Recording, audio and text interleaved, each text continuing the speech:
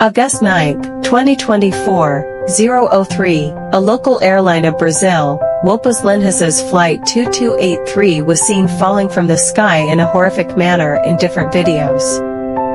The ATR 72-500 was a Brazilian passenger aircraft heading from Cascavel to São Paulo, but just a few minutes before landing, it was hit by an accident in which 57 passengers and 4 crew members lost their lives. This was not only the first dangerous crash of Brazil after 2011, but it is also considered dangerous in the aviation history of Brazil. In the video, it can be seen that the aircraft is free-falling, and falling from the sky like a cut kite.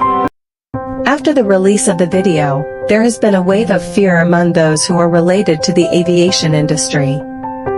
Because no matter what aircraft it is, it can never come down while free-falling. The aircraft always glides down.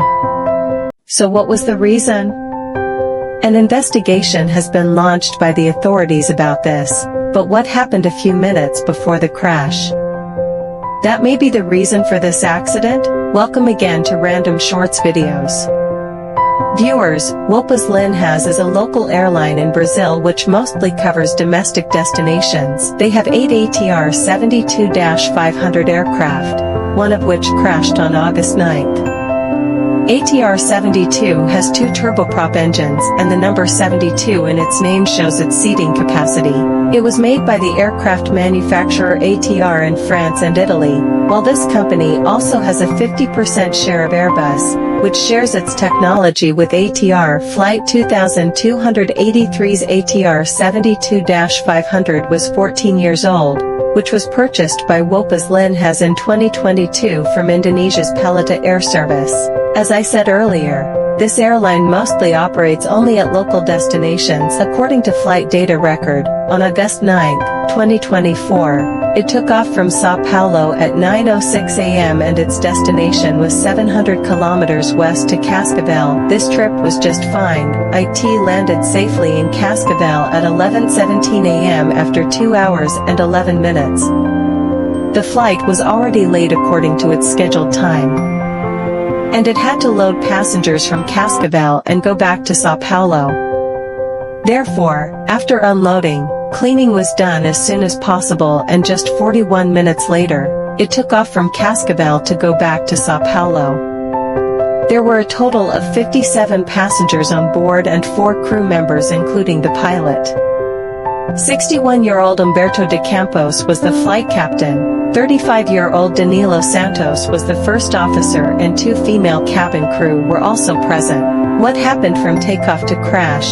What was visible on the radar screen? You can also see all this. At 11:58 a.m. local time, Flight 2283 took a left turn as soon as it took off from Cascavel and started maintaining an altitude of 17,000 feet, which is also called cruising altitude. At 12:21 a.m., after 23 minutes of takeoff, the altitude of 17,000 feet was maintained. If you go straight from Cascavel to São Paulo, there is a large mountain range in the middle to avoid which all ships either go over the Pacific Ocean in the east or pass over plain land in the west. Flight 2283 also took a slight left turn to bypass this mountain range, 356, and then started heading straight for São Paulo. According to the radar, the first hour and a half passed in a completely normal way, in which the altitude of the ship was around 17,000 feet and the ground speed was 460 kilometers per hour. At 1:07 a.m., Flight 2283 took a sharp left turn and headed towards Campinas City, from where it had to make an approach and land at São Paulo Airport. At 1:20 a.m., when it was above the population in the south of Campinas, for the first time, its ground speed was reduced, which was previously increasing at a speed of 460 kilometers per hour. Suddenly that speed became 159 kilometers per hour. What was the reason for this? This has not yet been found out. But at 1:21 a.m., the pilot maintained his ground speed back to 400 kilometers per hour. So far, the pilot has not given any kind of information to the ATC.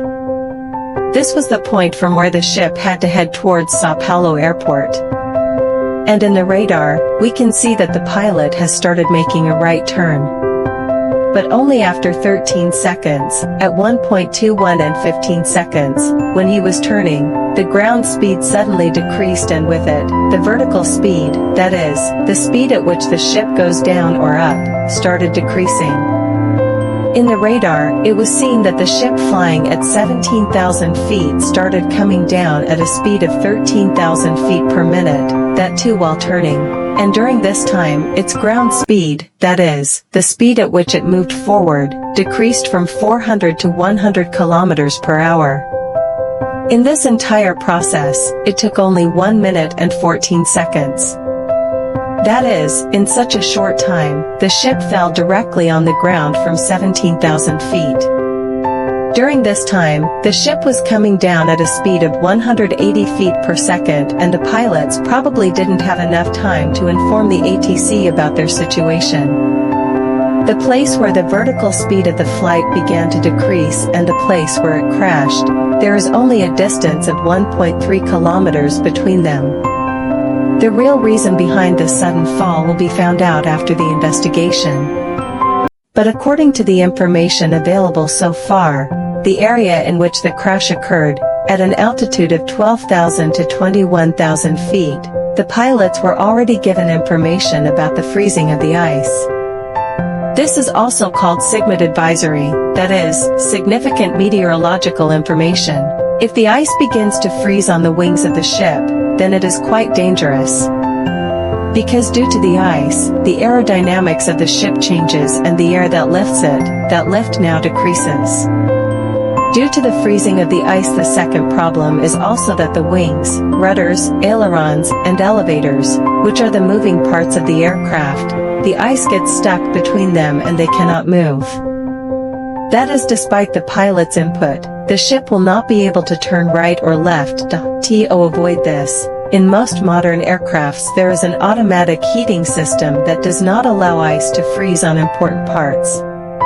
Some aircrafts have a special chemical spray sprayed on them before the flight which prevents the ice from freezing. ATR 72500 has a variety of de-icing systems installed. It has pneumatic de-icing boots on its wings that keep removing the ice from time to time. Similarly, its propellers, windshield and engine also have de-icing systems installed. And despite all this, if there is a snow forecast from the beginning, the pilot tries to avoid that altitude or that place where there is a fear of freezing snow. After the crash, the black box of Flight 2283 has been recovered, and it is hoped that in the coming months, the real reason for this crash will be revealed. But for now, it is a mystery that how did the ship come down from a height of 17,000 feet. We hope you will like and share.